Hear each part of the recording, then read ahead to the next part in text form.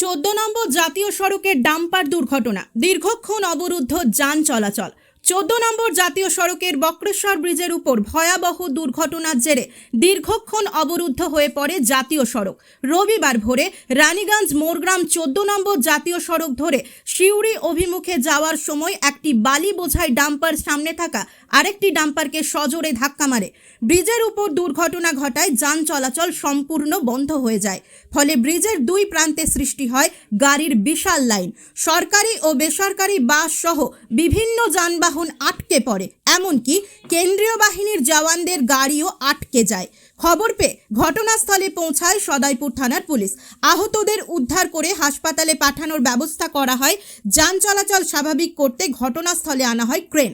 দুর্ঘটনাগ্রস্ত dumper থেকে বালি unload করে সরানোর কাজ চলছে। প্রায় 4 থেকে 5 ঘন্টা অতিক্রান্ত হলেও জাতীয় সড়ক সম্পূর্ণভাবে স্বাভাবিক হয়নি। এর ফলে চরম ভোগান্তির শিকার হচ্ছেন যাতায়াতকারীরা।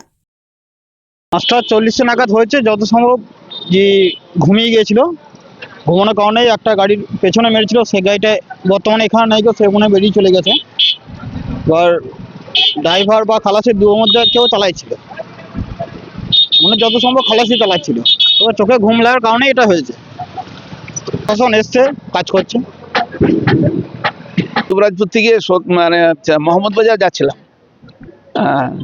এইখানে সমস্যা হয়ে গেল আপনার এই আমরা চিনপাই ব্রিজে একটা অ্যাক্সিডেন্ট হয়েছে। প্রায় 1 ঘন্টা থেকে এখানে দাঁড়িয়ে আছি, রাস্তা জ্যাম। রাস্তা ক্লিয়ার করতে পারে কতক্ষণ হবে জানি না। এই সমস্যায় পড়েছি, খুব অসুবিধা এখন। তারপরে বহু যাত্রীরা সব বাস সব আটকে আছে।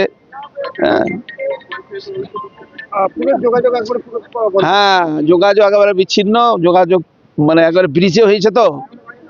এই জন্য 2 দিক থেকে জাম হয়ে গেছে, খুব সমস্যায় পড়েছে সমাজ। কি করা যায় এখন, কতক্ষণ কি হবে কি জানি না। দুবরাজপুর থেকে সিউড়ি যাচ্ছিলাম, একটা অ্যাক্সিডেন্ট হওয়াতে বাস জ্যাম।